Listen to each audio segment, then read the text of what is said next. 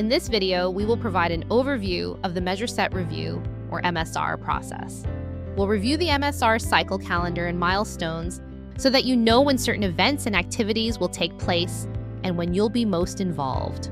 We'll also discuss key areas where committee member feedback is most critical and give you information to make the most of your time as a committee member. Let's get started. MSR is a multi-step process that happens over several months. The goal of MSR is to review measures already in use in a CMS program to ensure that the measures are doing what they were originally intended to do. MSR has only one group, a recommendation group, that is made up of current pre-rulemaking measure review, or primer, committee members. Each year, Battelle selects a group of primer committee members to concurrently serve a one-year term on the MSR recommendation group. Membership selection for this group is guided by the measure characteristics for each MSR cycle.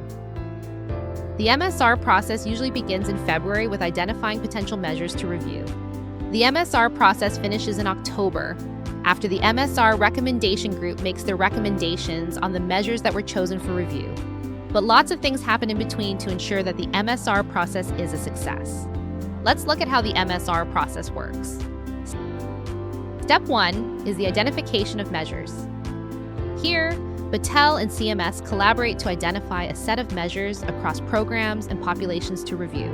Battelle and CMS use the cascade of meaningful measures to decide which quality measures to review. The cascade helps sort measures by importance, find measures that overlap and may be combined or removed, and identify gaps where new measures are needed. Next, Battelle reviews all the selected cascade priorities and narrows the list down to just 50 potential measures. This is done with input from CMS.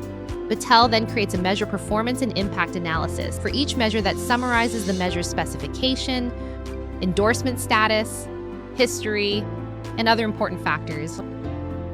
Lastly, the 50 measure candidates are posted for public comment. Anyone can provide feedback on the importance, feasibility, unintended consequences, and other factors of any measure.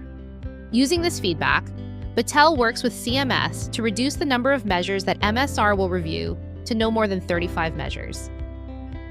Step 2 is analysis and feedback.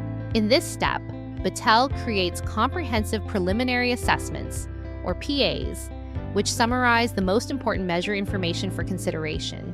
Before publication, measure stewards and CMS can provide feedback on the PAs. The PAs are then published on the PQM website for the recommendation group and the public to review. Once the measures are published, the recommendation group completes pre-meeting initial evaluation forms, PI forms, for their assigned measures.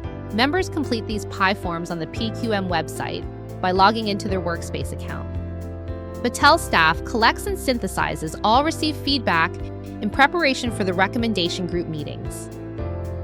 Step 3 is discussion and recommendation.